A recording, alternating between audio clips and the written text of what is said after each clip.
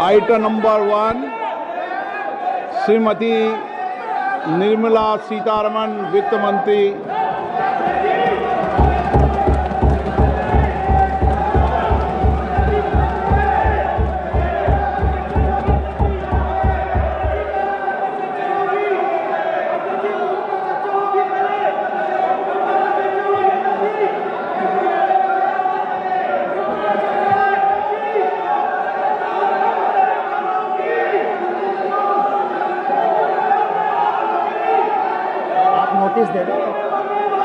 सदस्यगण, budget के बाद राज्यपाल अभिभाषण में आपको पर्याप्त अवसर दूंगा।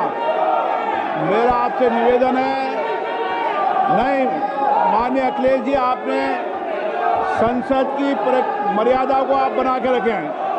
कभी बजट भाषण के अंदर इस तरीके का नहीं हुआ, ये उचित नहीं है, ये उचित नहीं है। अखिलेश जी प्लीज, मैं आपको मौका दूंगा राज्यपाल अभिभाषण पे, प्लीज।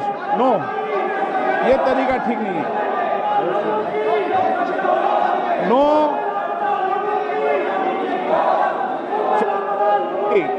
राज्यपाल अभिभाषण पे चर्चा होगी। नो तरीका। Honorable Speaker, I present the budget for 25-26.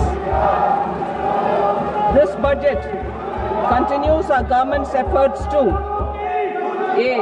Accelerate growth, B. Secure inclusive development, C. Invigorate private sector investments, D. Uplift household sentiments, and E. Enhance spending power of India's rising middle class. Together, we embark on a journey to unlock our nation's tremendous potential for greater prosperity and global positioning under the leadership of Honorable Prime Minister Shri Narendra Modi. As we complete the first quarter of the 21st century, continuing geopolitical headwinds suggest lower global economic growth over the medium term. However, our aspiration for a Vikasit Bharat inspires us, and the transformative work we have done during our government's first 2 terms guides us to march forward resolutely. Our economy is the fastest growing among all major economies. Our development track record for the past 10 years and structural reforms have drawn global attention. Confidence in India's capability and potential has only grown in this period. We see the next 5 years as a unique opportunity to realize Sabka Vikas, stimulating balanced growth of all regions. The great Telugu poet and playwright Gurujada Apparao had said, "Deshamante matti kadoy, deshamante manushuloy," meaning a country is not just its soil, a country is its people. In line with this, for us, Vikasit Bharat encompasses zero poverty, 100% quality good school education, access to high quality, affordable and comprehensive health care, 100% skilled labor with meaningful employment, 70% women in economic activities, and farmers making our country the food basket of the world. In this budget, the proposed development measures span 10 broad areas focusing on Garib, youth, Annadata and Nari, spurring agricultural growth and productivity, building rural prosperity and resilience, taking everyone together on an inclusive growth path, boosting manufacturing and furthering Make in India, supporting MSMEs, enabling employment-led development, investing in people, economy and innovation, securing energy supplies, promoting exports and nurturing innovation. For this journey of development, our 4 powerful engines are agriculture, MSME, investments and exports. The fuel, our reforms.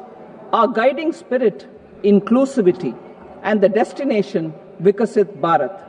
This budget aims to initiate transformative reforms across 6 domains. During the first 5 years, these will augment our growth potential and global competitiveness. The domains are taxation, power sector, urban development, mining, financial sector, and regulatory reforms. Agriculture as the first engine. Now I move to specific proposals, beginning with agriculture as the first engine.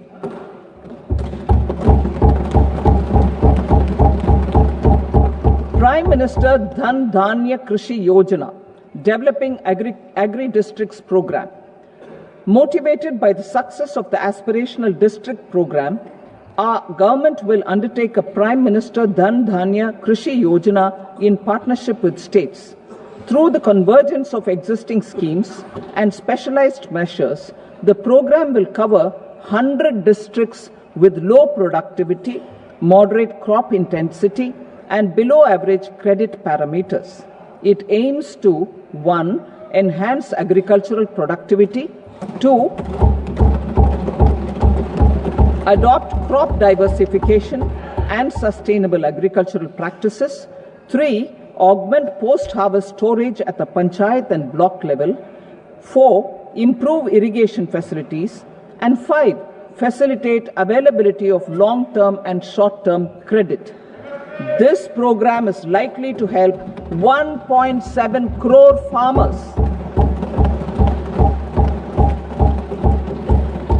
Building rural prosperity and resilience.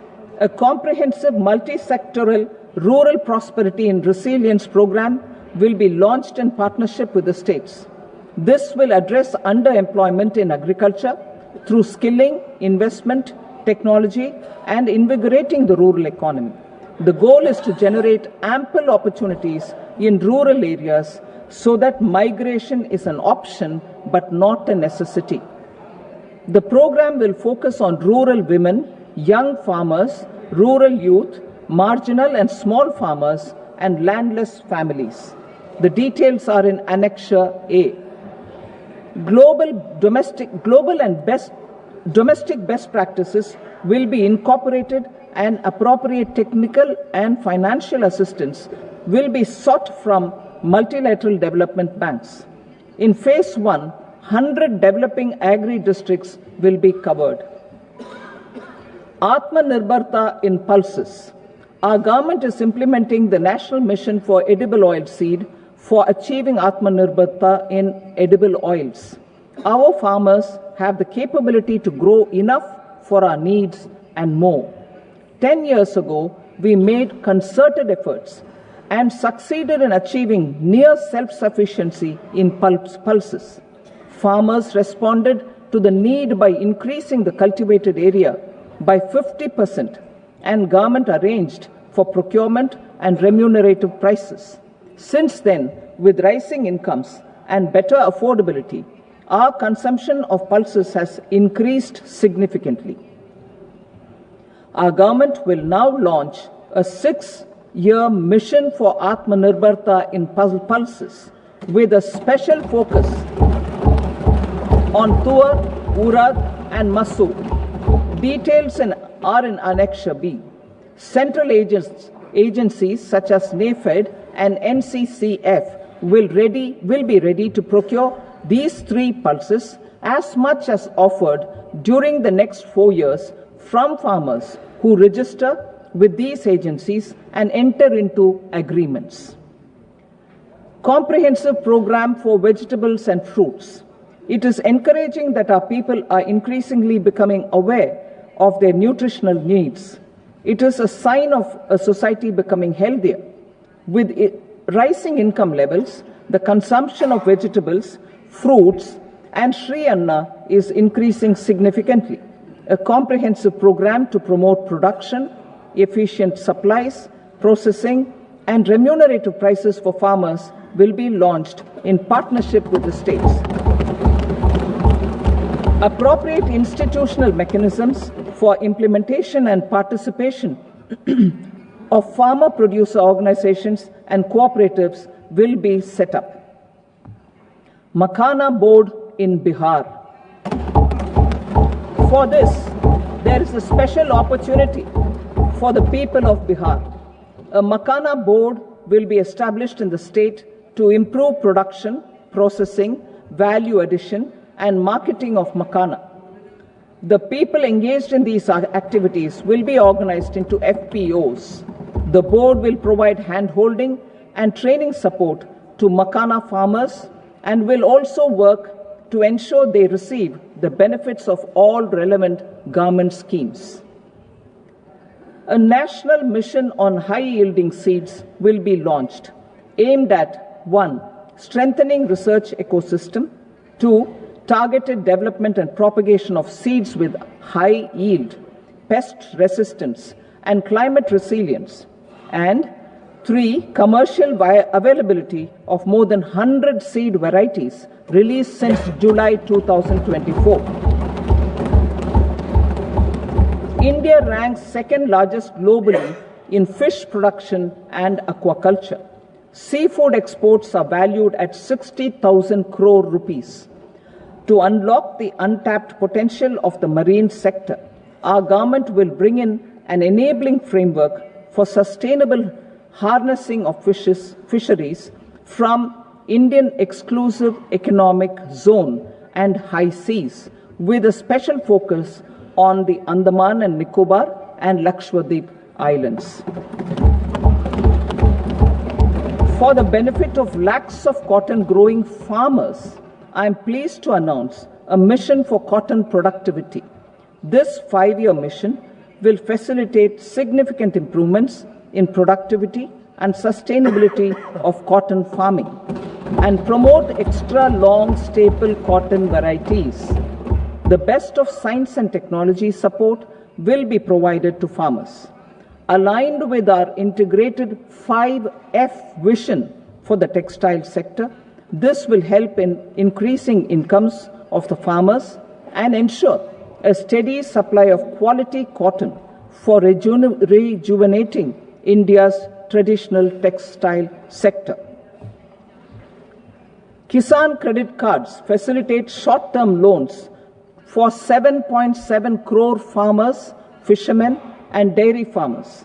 The loan limit under modified interest subvention scheme will be enhanced from 3 lakh rupees to 5 lakh rupees for loans taken through the KCC. For Atmanirbharta in urea production, our government had reopened 3 dormant urea plants in the eastern region. To further augment urea supply, a plant with annual capacity of 12.7 lakh metric tons will be set up at Namrup in Assam.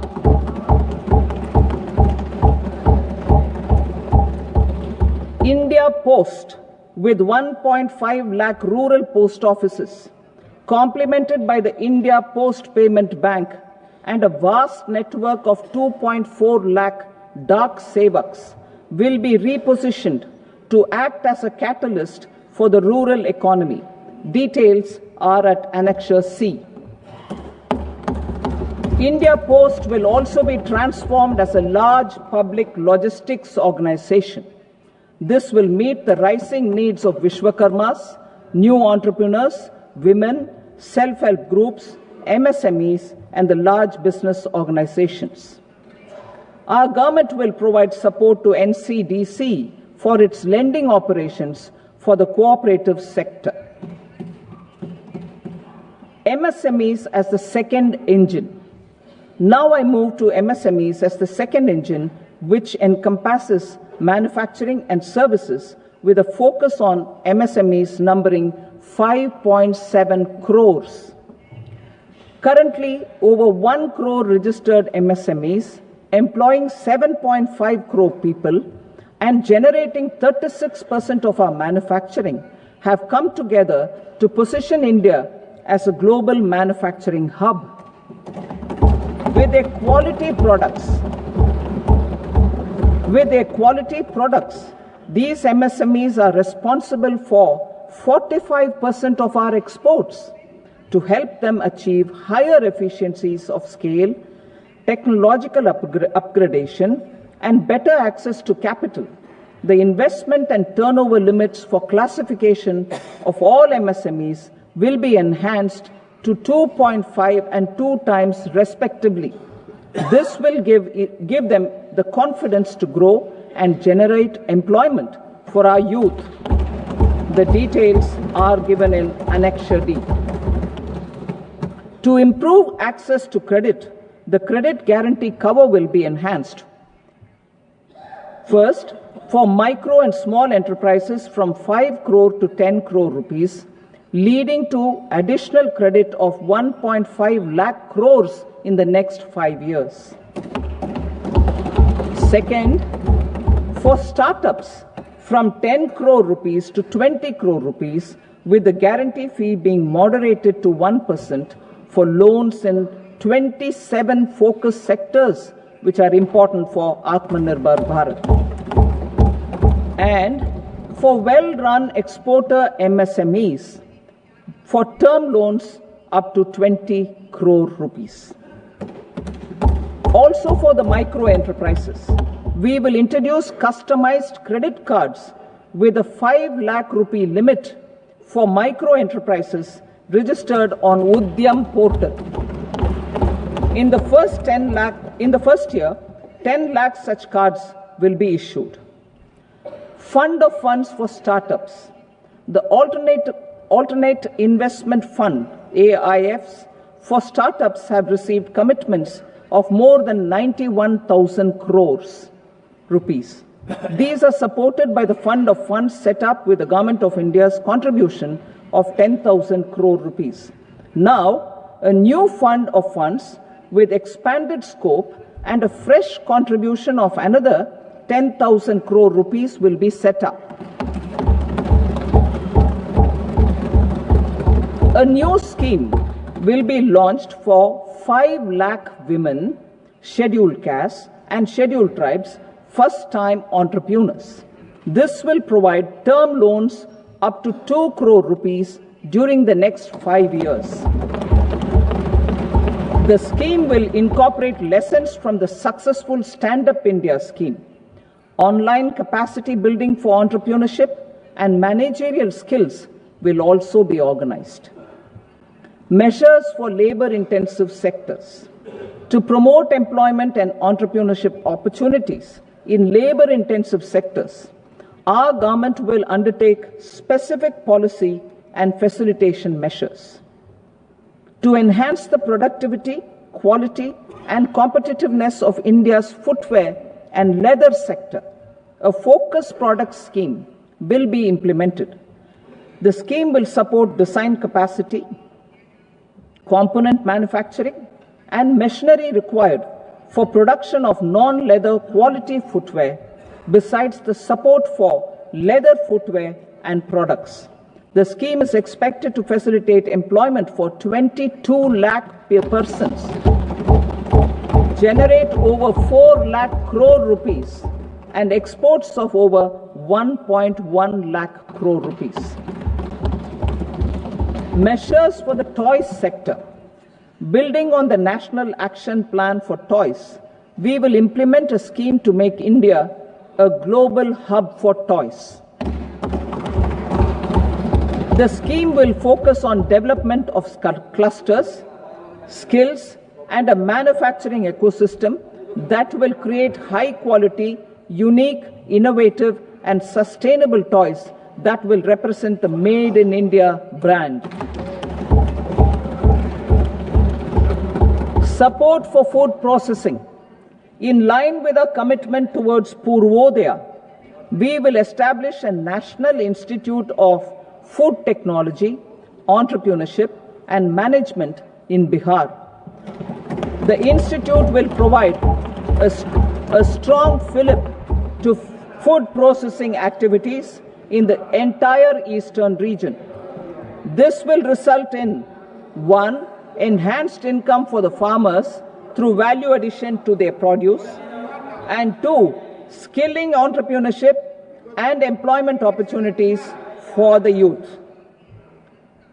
Manufacturing mission, furthering Make in India. Our government will set up a national manufacturing mission covering small, medium and large industries for furthering Make in India by providing policy support, execution roadmaps, governance and monitoring framework for central ministries and states. Details are in Annexure E. Given our commitment to climate-friendly development, the mission will also support clean tech manufacturing. This will aim to improve domestic value addition and build our ecosystem for solar PV cells, EV batteries, motors and controllers, electrolyzers, wind turbines, very high voltage transmission equipment and grid-scale batteries. Investment as the third engine. Now I move to investment as the third engine, which encompasses investing in people, investing in the economy, and investing in innovation. Investing in people. Saksham Anganwadi and Poshan 2.0.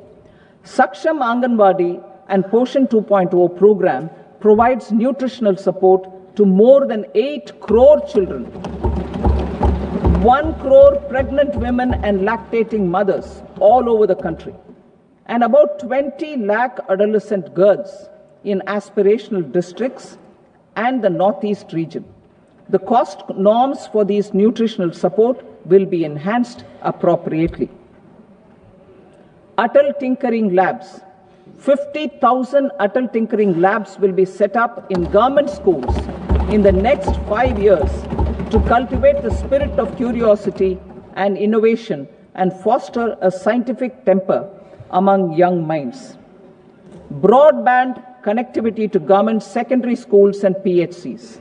Broadband connectivity will be provided to all government secondary schools and primary health centers in rural areas under the BharatNet project. Bharatiya Bhasha Pustak Scheme. We propose to implement a Bharatiya Bhasha Pustak scheme to provide digital form Indian language books for schools and for higher education. This aims to help students understand their subjects better and in their language. National Centers of Excellence for Skilling. Building on the initiative announced in the July 24 budget, 5 national centers of excellence for skilling will be set up with global expertise and partnerships to equip our youth with the skills required for Make for India, Make for the World manufacturing. The partnership will cover curriculum design, training of trainers, and a skills certification framework and periodic reviews. Expansion of capacity in IITs. Total number of students in 23 IITs has increased 100% from 65,000 to 1.35 lakh in the past 10 years.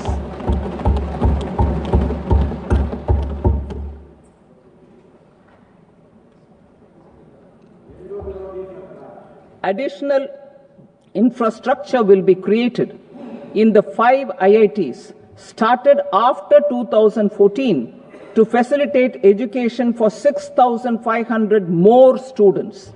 Hostel and other infrastructure capacity at IIT Patna will also be expanded.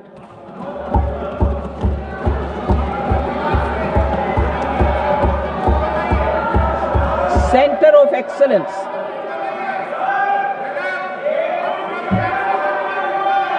Center of Excellence in AI for Education.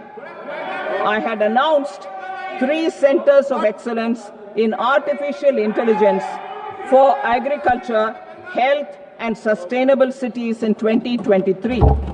Now a center of excellence in artificial intelligence for education will be set up with a total outlay of 500 crores. Expansion of medical education. Our government has added almost 1.1 lakh undergraduate and postgraduate medical education seats in 10 years, an increase of 130%. In the next year, 10,000 additional seats will be added in medical colleges and hospitals towards the goal of adding 75,000 seats in the next 5 years. Daycare cancer centers in all district hospitals. Our government will facilitate setting up of daycare cancer centers in all district hospitals in the next 3 years. 200 centers will be established in 25-26 itself. Strengthening urban livelihoods. Our government has been giving priority to assisting urban poor and vulnerable groups.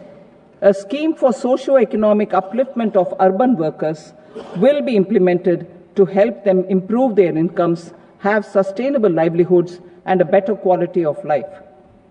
PM Swanidhi scheme has benefited more than 68 lakh street vendors, giving them respite from high-interest informal sector loans. Building on this success, the scheme will be revamped with enhanced loans from banks, UPI-linked credit cards with 30,000 rupees limit, and capacity building support. Social Security Scheme for welfare of online platform workers. Gig workers of online platforms provide great dynamism to the new age services economy. Recognizing their contribution, our government will arrange for their identity cards and registration on the e-Shram portal. They will be provided healthcare under PM Jan Arogya Yojana. This measure is likely to assist nearly 1 crore gig workers.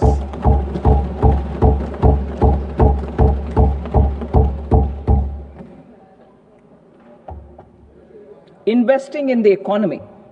Public-private partnership in infrastructure.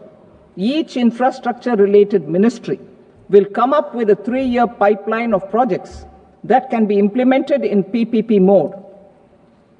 States will also be encouraged to do so and can seek support from the India Infrastructure Project Development Fund, which is a scheme to prepare PPP proposals. Support to states for infrastructure. An outlay of 1.5 lakh crore is proposed for the 50-year interest-free loans to states for capital expenditure and incentives for reforms.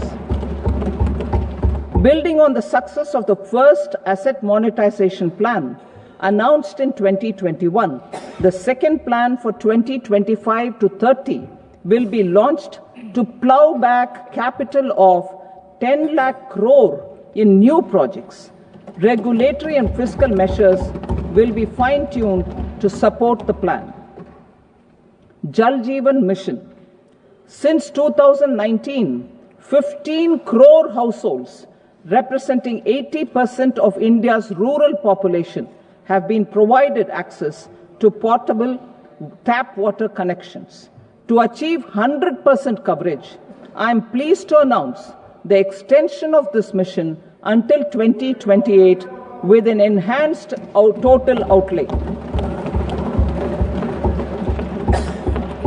The mission's focus will be on the quality of infrastructure and O&M of rural piped water supply schemes through Jan Bhagidari. A separate MOU or separate MOUs will be signed with the states and union territories to ensure sustainability and citizen-centric water services delivery. Urban sector reforms. Building on the July budget proposals, urban sector reforms related to governance, municipal services, urban land and planning will be incentivized. Urban Challenge Fund. The government will set up an Urban Challenge Fund of 1 lakh crore rupees to implement the proposals for cities as growth hubs, creative redevelopment of cities, and for water and sanitation purposes announced in the July budget. This fund will finance up to 25% of the cost of bankable projects, with a stipulation that at least 50% of the cost is funded from bonds, bank loans, and PPPs. An allocation of 10,000 crore is proposed in 2025-26. Power sector reforms. We will incentivize electricity distribution reforms and augmentation of intra-state transmission capacity by states. This will improve financial health and capacity of electricity companies. Additional borrowing of 0.5% of GSDP will be allowed to states contingent on these reforms. Nuclear energy mission for Vikasit Bharat. Development of at least 100 gigawatt of nuclear energy by 2047 is essential for our energy transition efforts. For an active partnership with the private sector towards this goal, amendments to the Atomic Energy Act and the Civil Liability for Nuclear Damage Act will be taken up. A nuclear energy mission for research and development of small modular reactors with an outlay of 20,000 crore will be set up. At least 5 indigenously developed small modular reactors will be operationalized by 2033. Shipbuilding. The shipbuilding financial assistance policy will be revamped to address cost disadvantages. This will also include credit notes for shipbreaking in Indian yards to promote the circular economy. Large ships above a specified size will be included in the infrastructure harmonized master list. Shipbuilding clusters will be facilitated to increase the range, categories, and capacity of ships. This will include additional infrastructure, facilities, skilling, and technology to develop the entire ecosystem. Maritime Development Fund.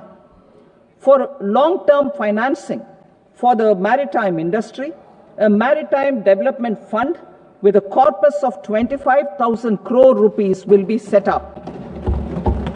This will be for distributed support and promoting competition. This will have up to 49% contribution by the government, and the balance will be mobilized from ports and from private sector. UDAN regional connectivity schemes. UDAN has enabled 1.5 crore middle-class people to meet their aspirations for speedier travel. The scheme has connected 88 airports, and operationalized 619 routes. Inspired by that success, a modified UDAN scheme will be launched to enhance regional connectivity to 120 new destinations and carry 4 crore passengers in the next 10 years. 4 crore additional passengers in the next 10 years.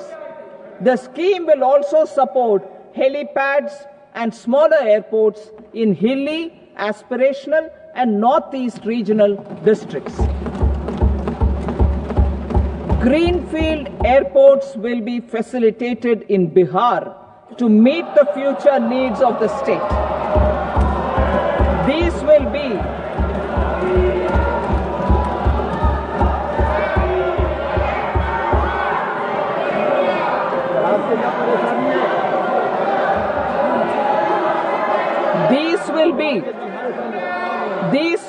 in addition to the expansion of the capacity of Patna Airport and a brownfield airport in Beta.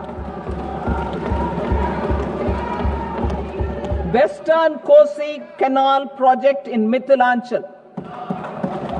Financial support will be provided for the Western Kosi Canal ERM project, benefiting a large number of farmers cultivating over 50,000 hectares of land in the Mithilanchal region of Bihar. Mining sector reforms, including those for minor minerals, will be encouraged through sharing of best practices and institutions of a state mining index. A policy for recovery of critical minerals from tailings will be brought out. Under the special window for affordable and mid-income housing, SWAMI, 50,000 dwelling units in stressed housing projects have been completed and keys handed over to home buyers. Another 40,000 units will be completed in 2025, further helping middle-class families who were paying EMIs on loans taken for apartments while also paying rent for their current dwellings.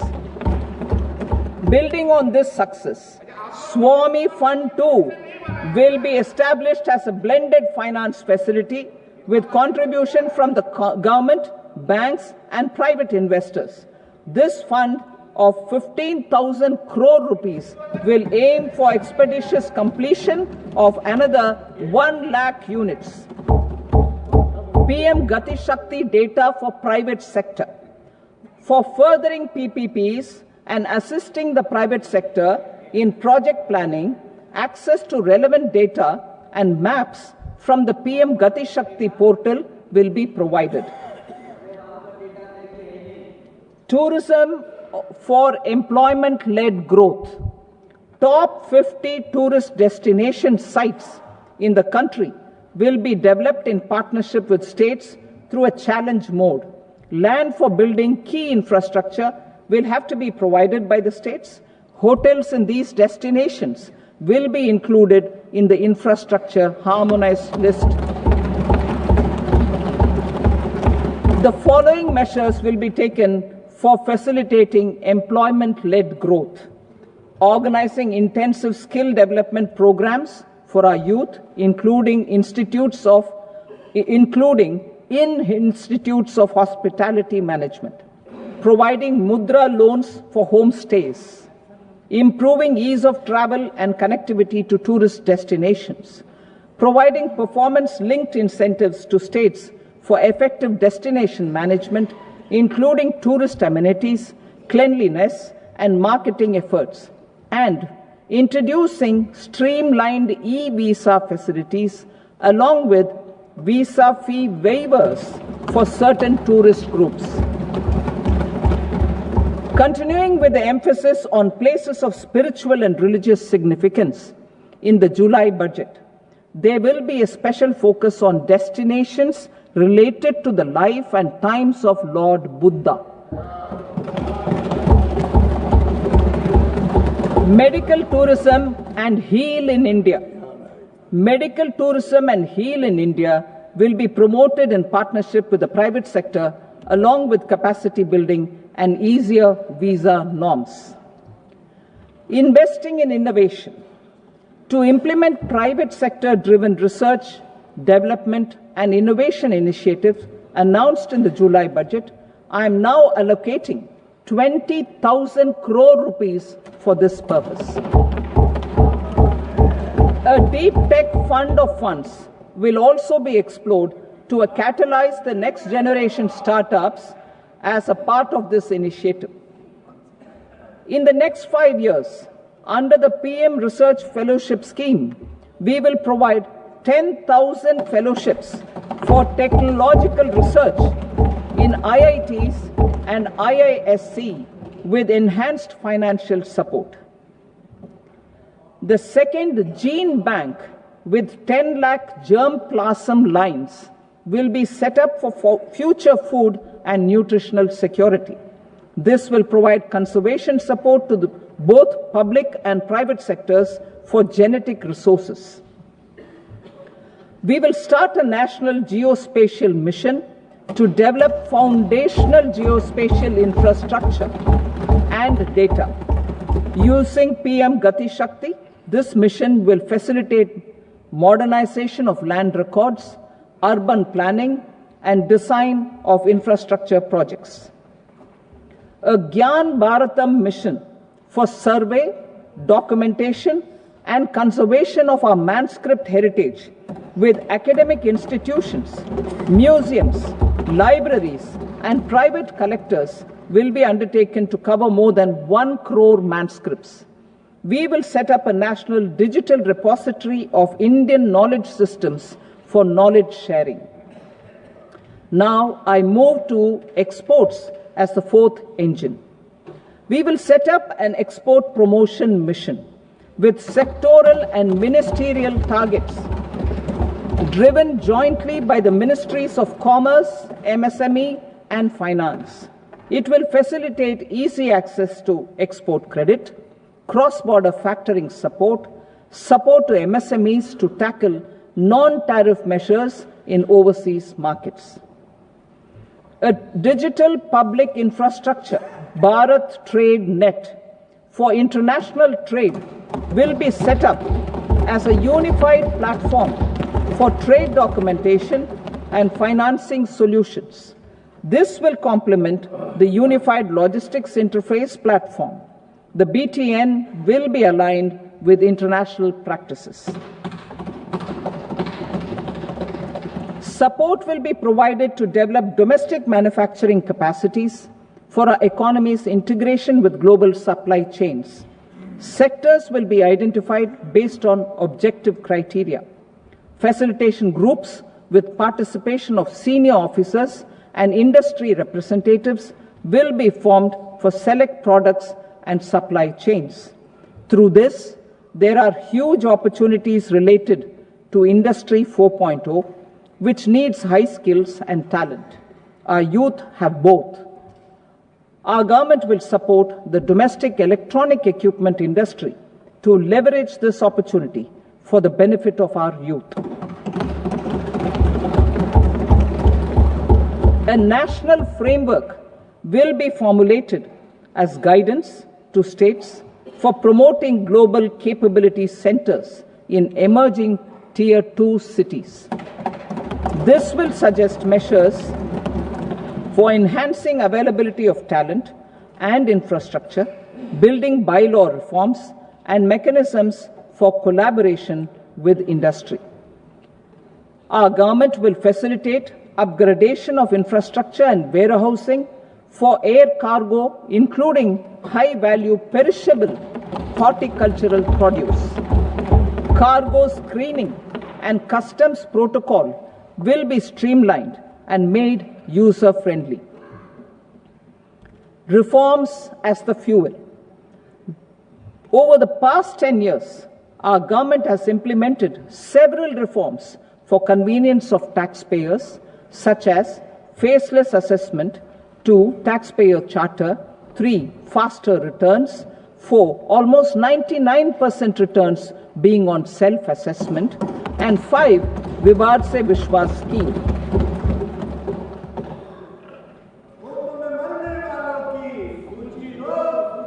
Continuing these efforts, I reaffirm the commitment of the tax department to trust first, scrutinize later. I also propose to introduce the new income tax bill next week. I will detail the indirect tax reforms and changes in direct taxes in Part B. Financial sector reforms. The FDI limit for the insurance sector will be raised from 74 to 100%. This enhanced limit will be available for those companies which invest the entire premium in India. The current guardrails and conditionalities associated with foreign investment will be reviewed and simplified. The services of India Post Payment Bank will be deepened and expanded in rural areas. NABFID will set up a partial credit enhancement facility for corporate bonds for infrastructure. Public sector banks will develop Grameen Credit Score framework to serve the credit needs of SHG members and people in rural areas. A forum for regulatory coordination and development of pension products will be set up. To implement the earlier announcement on simplifying the KYC processes, the revamped Central KYC Registry will be rolled out in 2025. We will also implement a streamlined system for periodic updating. Requirements and procedures for speedy approval of company mergers will be rationalized.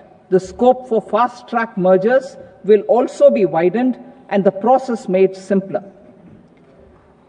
As proposed in the interim budget, we signed bilateral investment treaties with 2 countries in 2024 to encourage sustained foreign investment, and in the spirit of First Develop India, the current model BIT will be revamped and made more investor-friendly.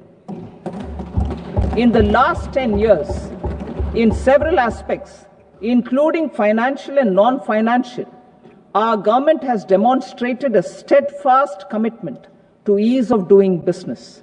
We are determined to ensure that our regulations must keep up with technological innovations and global policy developments. A light-touch regulatory framework based on principles and trust will unleash productivity and employment. Through this framework, we will update regulations that were made under old laws. To develop this modern, flexible, people-friendly, and trust-based regulatory framework appropriate for the 21st century, I propose 4 specific measures. A high-level committee for regulatory reforms will be set up for a review of all non-financial sector regulations, certifications, licenses, and permissions. The committee will be expected to make recommendations within a year. The objective is to strengthen trust-based economic governance and take transformational measures to enhance ease of doing business, especially in matters of inspection and compliances. States will be encouraged to join in this endeavor. An investment friendliness index of states will be launched in 2025 to further the spirit of competitive, cooperative federalism. Under the Financial Stability and Development Council, a mechanism will be set up to evaluate impact of the current financial regulations and subsidiary instructions. It will also formulate a framework to enhance their responsiveness and development of the financial sector. In the Jan Vishwas Act 2023, more than 180 legal provisions were decriminalized. Our government will now bring up the Jan Vishwas Bill 2.0 to decriminalize more than 100 provisions in various laws. I now move to fiscal policy. In the July budget, I had committed to staying the course for fiscal consolidation. Our endeavor will be to keep the fiscal deficit each year such that central government debt remains on a declining path as a percentage of the GDP. The roadmap for the next 6 years has been detailed in the FRBM statement.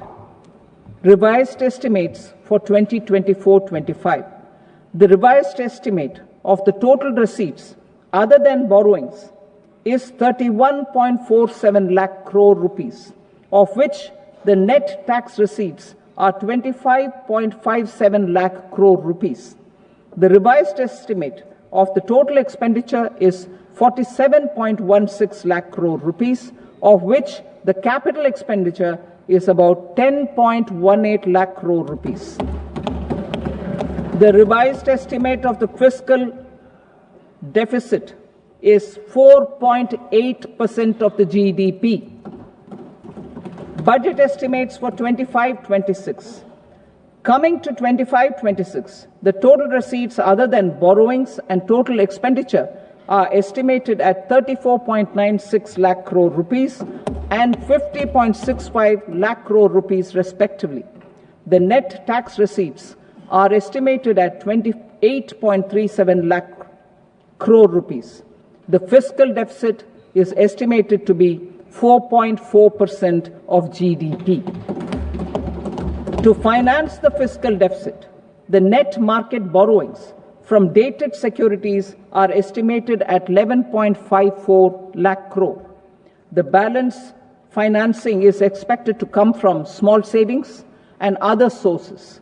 The gross market borrowings are estimated at 14.82 lakh crore rupees. I will now move to Part B. Indirect taxes.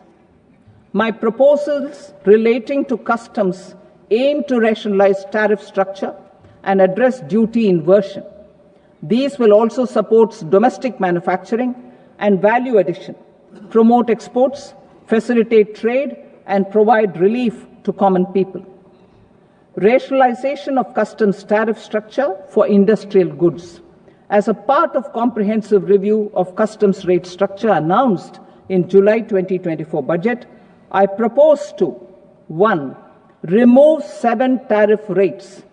This is over and above the 7 tariff rates removed in 23-24 budget. After this, there will be only 8 remaining tariff rates, including 0 rate. 2. Apply appropriate cess to broadly maintain effective duty incidence, except on a few items where such incidence will reduce marginally. 3. Levy not more than 1 cess or surcharge.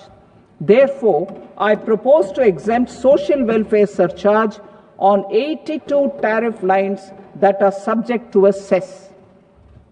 I shall now take up sector-specific proposals. To provide relief to patients, particularly those suffering from cancer, rare diseases, and other severe chronic diseases, I propose to add 36 life-saving drugs and medicines to the list of medicines fully exempted from basic custom duty.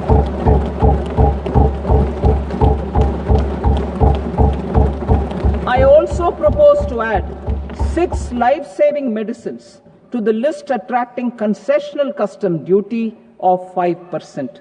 Full exemption and concessional duty will also respectively apply on the bulk drugs for manufacture of the above. Specified drugs and medicines under patient assistance programs run by the pharmaceutical companies are fully exempt from BCD, provided the medicines are supplied free of cost to the patients. I propose to add 37 more medicines along with 13 new patient assistance programs. Support to domestic manufacturing and value addition. Critical minerals. In the July 2024 budget, I had fully exempted BCD on 25 critical minerals that are not domestically available. I had also reduced BCD of 2 other such minerals to provide a major fillip to their processing, especially by MSMEs. Now, I propose to fully exempt cobalt powder and waste, the scrap of lithium-ion battery, lead, zinc, and 12 more critical minerals. This will help secure their availability for manufacturing in India and promote more jobs for our youth. To promote domestic production of technical textile products such as agro-textiles, medical textiles, and geotextiles at competitive prices, I propose to add 2 more types of shuttle-less looms to the list of fully exempted textile machinery. I also propose to revise the BCD rate on knitted fabrics covered by 9 tariff lines from 10 or 20 to 20% or 115 rupees per kg, whichever is higher. Electronic goods. In line with our Make in India policy and to rectify inverted duty structure, I propose to increase the BCD on interactive flat panel display from 10% to 20% and reduce the BCD to 5% on open cell and other components. In 23-24 budget, for the manufacture of open cells of LCD, LED TVs, I had reduced the BCD on parts of open cells from 5% to 2.5%. To further boost the manufacture of such open cells, the BCD on these parts will now stand exempted. Lithium-ion battery. To the list of exempted capital goods, I propose to add 35 additional capital goods for EV battery manufacturing and 28 additional capital goods for mobile phone battery manufacturing. This will boost domestic manufacture of lithium-ion batteries, both for mobile phones and for electric vehicles. Shipping sector. Considering that shipbuilding has a long gestation period, I propose to continue the exemption of BCD on raw materials, components, consumables, or parts for the manufacture of ships for another 10 years.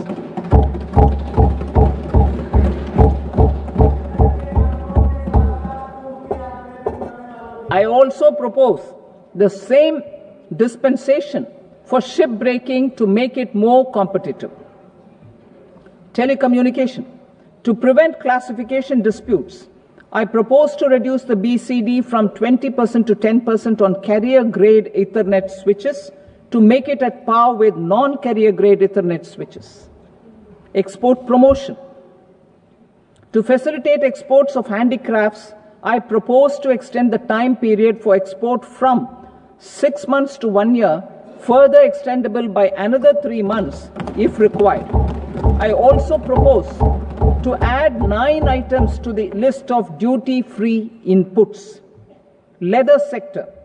I propose to fully exempt BCD on wet blue leather to facilitate imports for domestic value addition and employment.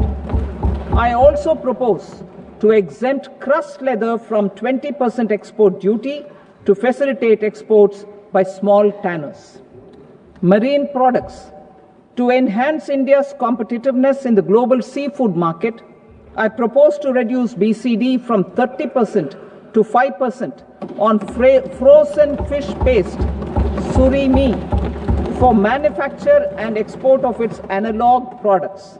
I also propose to reduce BCD from 15% to 5% on fish hydrolysates for manufacture of fish and shrimp feed. In July 2024 budget, to promote development of domestic MROs for aircraft and ships, I had extended the time limit for export of foreign origin goods that were imported for repairs from 6 months to 1 year and further extendable by 1 year. I now propose to extend the same dispensation for railway goods. Time limit for provisional assessment. Presently, the Customs Act 1962 does not provide any time limit to finalize provisional assessments, leading to uncertainty and cost to trade. As a measure of promoting ease of doing business, I propose to fix a time limit of 2 years, extendable by a year, for finalizing the provisional assessment. I propose to introduce a new provision that will enable importers or exporters, after clearance of goods, to voluntarily declare material facts and pay duty with interest but without penalty. This will incentivize voluntary compliance. However, this will not apply in cases where department has already initiated audit or investigation proceedings. For industry to better plan their imports, I propose to extend the time limit for the end use of imported inputs in the relevant rules from 6 months to 1 year. This will provide operational flexibility in view of cost and uncertainty of supply. Further, such importers will now have to file only quarterly statements instead of a monthly statement.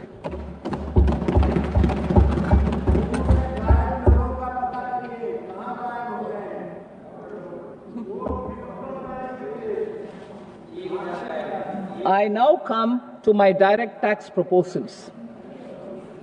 In Part A, I have briefly underlined taxation reforms as one of key reforms to realize our vision of Vikasit Bharat. In respect of criminal law, our government had earlier ushered in Bharatiya Nyaya Sanhita, replacing Bharatiya Danda Sanhita.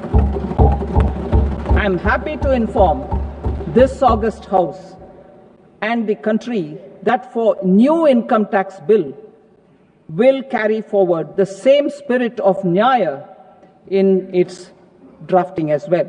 The new bill will be clear and direct in text, with close to half of the present law in terms of both chapters and words. It will be simple to understand for taxpayers and tax administrators, leading to tax certainty and reduced litigation. Reforms, however, are not a destination. They are means to achieve good governance for our people and economy. Providing good governance primarily involves being responsive. The Tirukural captures this in verse 542, which reads, "Vaanokki vaazhum ulagallam, mannavan kol nokki vaazhum kudi," meaning, just as the living beings live expecting rains, citizens live expecting good governance. Our government is committed to keeping an ear to the ground and a finger on the pulse and responding while balancing our national building efforts.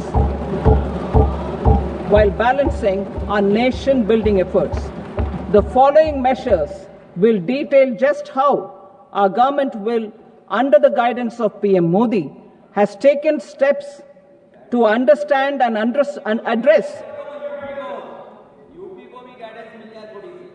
I repeat that sentence, sir. The following measures will detail just how our government, under the guidance of PM Modi, has taken steps to understand and address the needs voiced by our citizens. My tax proposals are guided by this spirit. The objectives of my proposals are as follows. Personal income tax reforms with special focus on middle class. Rationalization of TDS and TCS for easing difficulties. Encouraging voluntary compliance. Reducing compliance burden. Ease of doing business, employment and investment. I will come to my proposal on personal income tax towards the end. TDS and TCS, rationalization for easing difficulties.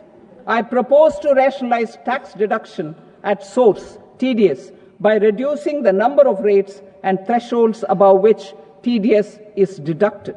Further, threshold amounts for tax deduction will be increased for better clarity and uniformity. The limit for tax deduction on interest for senior citizens is being doubled from the present 50,000 rupees to 1 lakh rupees. Similarly, the annual limit of 2.40 lakh rupees for TDS on rent is being increased to 6 lakh rupees. This will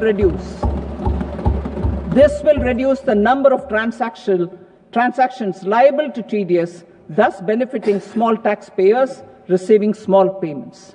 The threshold to collect tax at source, the TCS, on remittances under RBI's liberalized remittance scheme, the LRS, is proposed to be increased from 7 lakh to 10 lakhs. I also propose to remove TCS on remittances for education purposes, where such remittances is out of a loan taken from a specified financial institution. Both TDS and TCS are being applied on any transaction related to sale of goods. To prevent such compliance difficulties, I propose to omit the TCS. I also propose that the provisions of the higher TDS deduction will now apply only in non-PAN cases.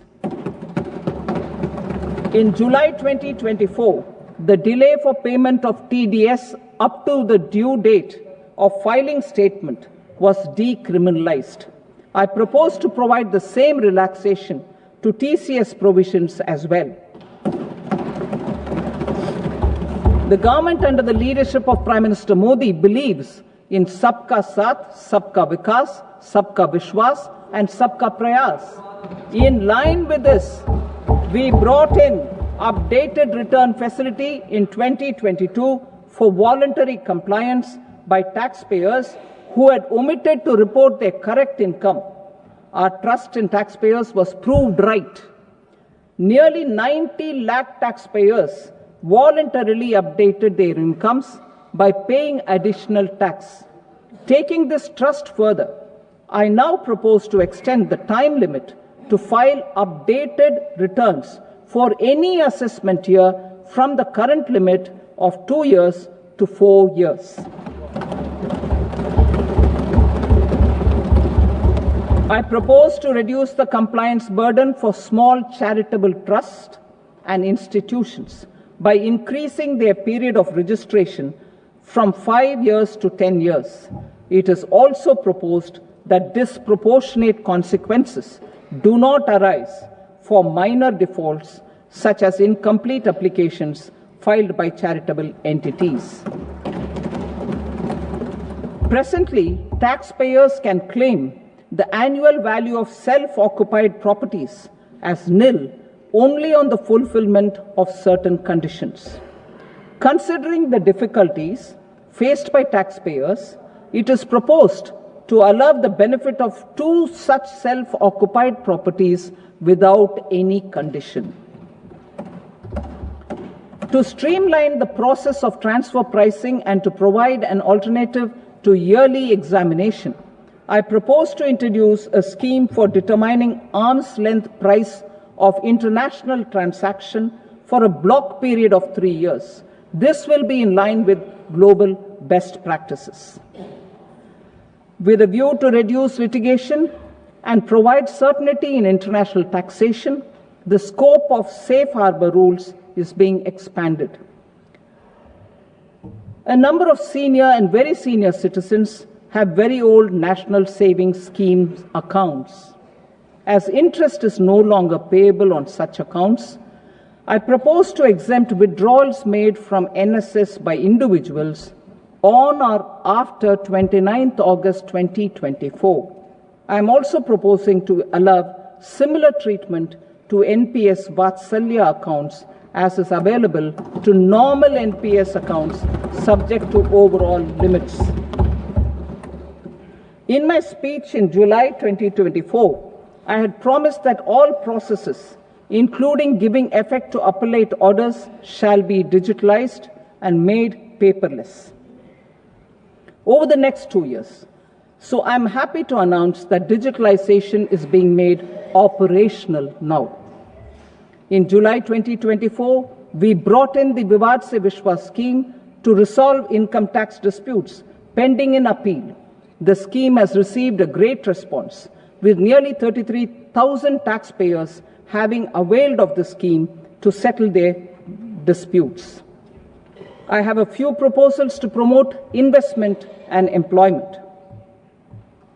It is proposed to provide a presumptive taxation regime for non-residents who provide services to a resident company that is establishing or operating an electronics manufacturing facility. I further propose to introduce a safe harbor for tax certainty for non-residents who store components for supply to specified electronics manufacturing units. Presently, the tonnage tax scheme is available only to sea-going ships. The benefits of existing tonnage tax scheme are proposed to be extended to inland vessels registered under the Indian Vessels Act 2021 to promote inland water transport in the country. Extension for incorporation of startups. We continue to support the Indian startup ecosystem. I propose to extend the period of incorporation by 5 years to allow the benefit available to startups which are incorporated before 1/4/2030. In order to attract and promote additional activities in the IFSC, I am inter alia proposing specific benefits to ship leasing units, insurance offices, and treasury centers of global companies which are set up in IFSC. Further, to claim benefits, the cut-off date for commencement in IFSC has also been extended by 5 years to 31/3/2030. Category 1 and Category 2 AIFs are undertaking investments in infrastructure and other such sectors. I propose to provide certainty of taxation to these entities on the gains from securities, to promote funding from sovereign wealth funds and pension funds to the infrastructure sector. I propose to extend the date of making an investment by 5 more years up to 31st March 2030.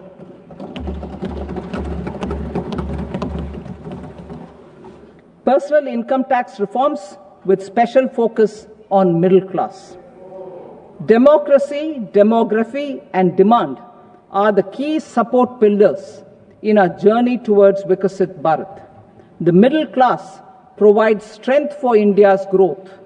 This government, under the leadership of Prime Minister Modi, has always believed in the admirable energy and ability of the middle class in nation building. In recognition of their contribution,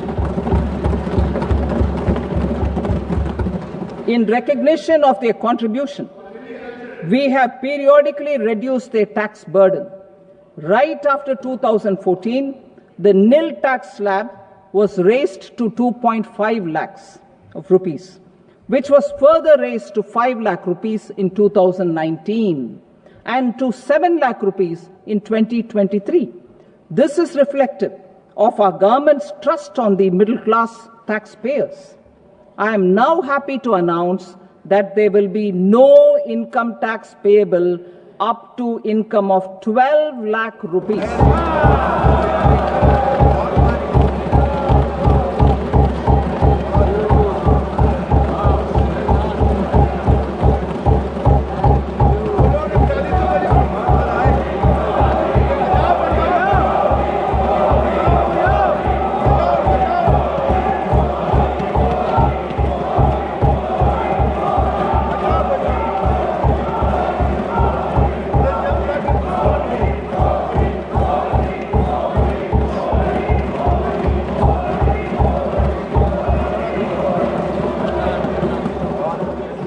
So, average income of 1 lakh per month other than the special rate income such as capital gains under the new regime. This limit will be 12.75 lakh for salaried taxpayers due to the standard deduction of 75,000. Slabs and rates are being changed across the board to benefit all taxpayers. The new structure will substantially reduce the taxes of the middle class and leave more money in their hands, boosting household consumption, savings, and investment. In the new tax regime, I propose to revise tax rate structures as follows: 0 to 4 lakh rupees nil, 4.8 lakh rupees to 4 to 8 lakh rupees 5%, 8 to 12 lakh rupees 10%, 12 to 16 lakh rupees 15%, 16 to 20 lakh rupees 20%, 20 to 24 lakh rupees 25%, and above 24 lakh rupees 30%.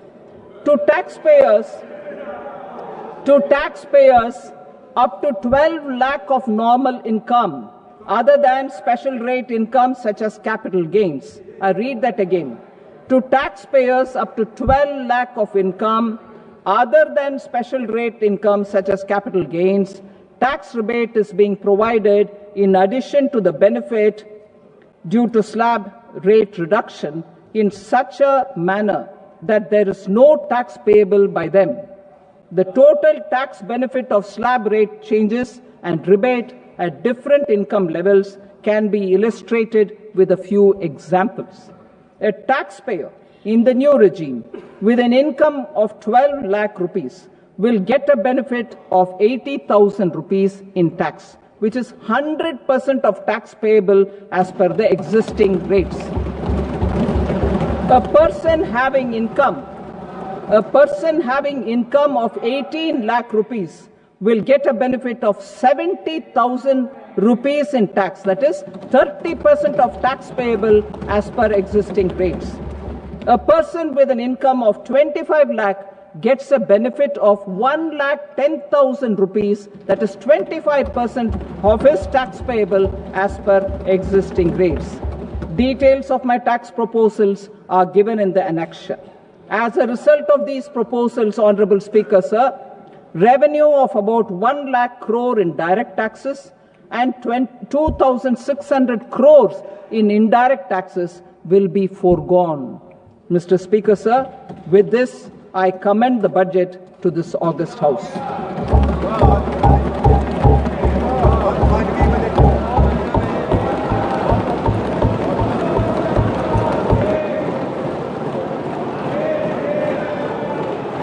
Item number 2, Srimati Nirmala Sitharaman. Sir, with your permission, I rise to lay on the table the following statements under Section 3(1) of the Fiscal Responsibility and Budget Management Act 2003. Medium-term fiscal policy cum fiscal policy strategy statement and macroeconomic framework statement.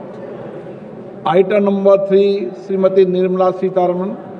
Sir, with your permission, I rise to move for leave to introduce the Finance Bill 2025. प्रश्न ये है कि विधेयक को पुनर्स्थापित करने की अनुमति प्रदान की जाए। जो सदस्य इसके पक्ष में हाँ कहें, जो सदस्य विरोध में ना कहें। मेरे विचार में निर्णय हाँ वालों के पक्ष में हुआ, हाँ वालों के पक्ष में अनुमति प्रदान की जाती है। माननीय मंत्री जी, अब विधेयक को पुनर्स्थापित करें। Sir, I introduce the bill. Thank you. सभा की कार्रवाई सोमवार दिनांक 3 फरवरी 2025 को प्राप्त 11 बजे तक के लिए स्थगित की जाती है।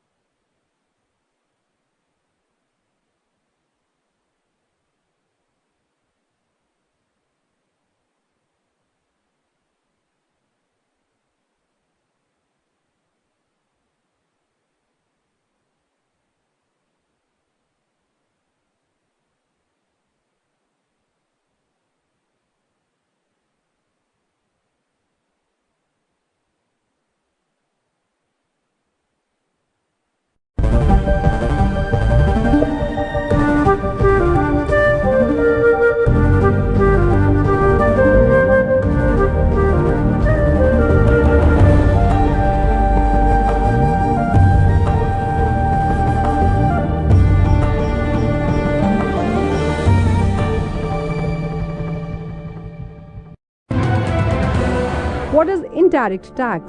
In the case of indirect tax, the burden of tax